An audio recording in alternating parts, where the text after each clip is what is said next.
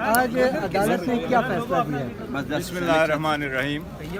سب سے پہلے آپ کے سوال کا جواب دینے سے پہلے میں تھوڑا سا بیک گراؤنڈ بتاتا ہوں. دیکھیں، پاکستان تحریک انصاف نے اور خاص کر اس کے تاحیات چیئرمین عمران خان صاحب نے ہمیشہ قانون کی بالادستی کا خیال رکھا ہے. وہ واحد لیڈر ہے اس ملک کا جو 50 سالوں سے آپ سارے جانتے ہیں کبھی کوئی ایک مرتبہ بھی نہیں کر سکتا کہ قانون کی خلاف ورزی کی ہے. ناٹ ایون اس وقت میں جس وقت وہ کرکٹ میں تھے. پالیٹکس میں وہ ہمیشہ فیئرنس پہ بلیو کرتے ہیں.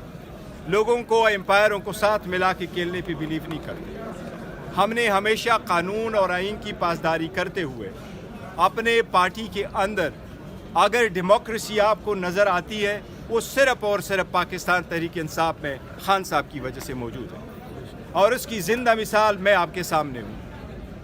باقی پارٹیز اپنے بیٹے کو، بیٹی کے علاوہ کسی اور کو جانتے تک نہیں ہیں، الاؤ ہی نہیں کرتے.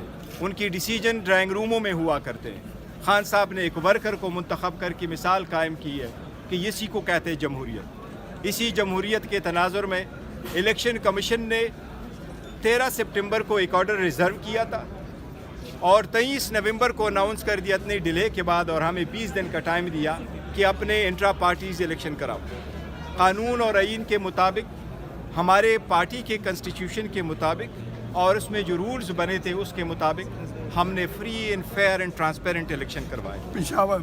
پشاور میں پریس کانفرنس ہوئی. ڈیٹ ہم نے اناؤنس کی، 2 تاریخ کو الیکشن ہوں گے. 28 تاریخ کو ہم نے الیکشن کمشنر کو اپوائنٹ کیا. 29 تاریخ کو شیڈول اناؤنس کیا. سارے پینل ہمارے پاس 1 تاریخ کو آ گئے. جس وقت کرٹیکل اور ٹف سچویشن میں وہ آئے وہ سب کے سامنے.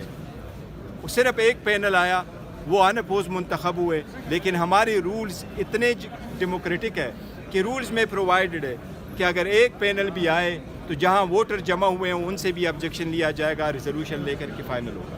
تو ہمارے فری فیئر ٹرانسپیرنٹ الیکشن ہم نے کر کے اس کی ساری سرٹیفکیشن ہم نے الیکشن کمیشن کے سامنے فائل کر دی. الیکشن کمیشن سے ہم نے بصد احترام استدعا کی تھی کہ الیکشن شیڈول آنے والا ہے.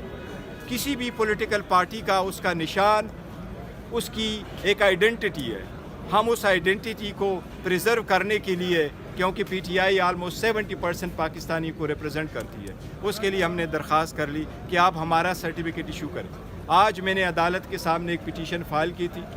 ہم نے پٹیشن فائل کی، پی ٹی آئی نے، کے پی کے سارے جو ہمارے وائس پریزیڈنٹ تھے وہ اس میں بھی پٹیشنر تھے. ہم نے کورٹ سے یہ استدعا کی کہ الیکشن کمیشن کے آرڈر کے کمپلائنس میں ہم نے الیکشن ہولڈ کیے.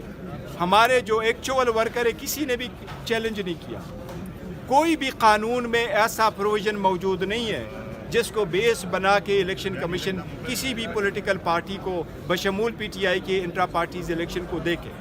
175 پولیٹیکل پارٹیز جو 1960 کے قانون کے اندر اپنی انٹرا پارٹیز الیکشن کراتی تھی، ڈاکومنٹیشن فائل کرتے تھے، کسی ایک کا بھی الیکشن کمیشن نے نہیں دیکھا. اس لیے آج عدالت سے ہم نے استدعا کی کہ کل 10 بجے کے لیے ٹائم رکھا ہے. ہمیں خدشہ ہے کہ کوئی ایڈورس آرڈر الیکشن کمیشن پاس کر دے گا، کیونکہ فارن فنڈنگ کیس میں بھی ایڈورس آرڈر پاس ہوا، کنٹیمپٹ کے کیس میں بھی ایڈورس آرڈر پاس ہوا، جیل ٹرائل کا بھی آرڈر کیا گیا، ریفرنس بھی انٹرٹین کیا گیا، ایون تو شخانہ کمپلینٹ بھی فریولیسلی اور وداؤٹ جورسڈکشن فائل کیا گیا، اور ہمارے الیکشن جو ہوئے تھے اس کو بھی ڈکلیئر کیا گیا. So we could not take further risk. آج الحمدللہ عدالت نے الیکشن کمیشن کو فائنل ایڈورس آرڈر سے روکا ہے.